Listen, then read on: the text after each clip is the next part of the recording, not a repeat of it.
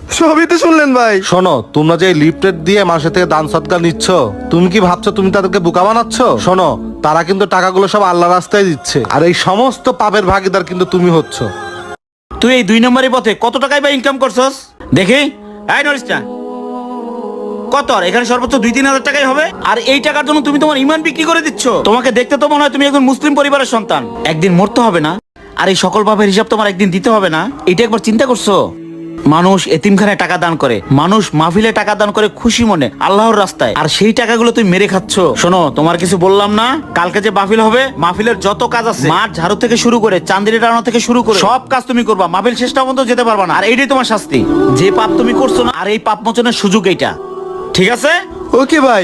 আচ্ছা চলো, চলো। আসো।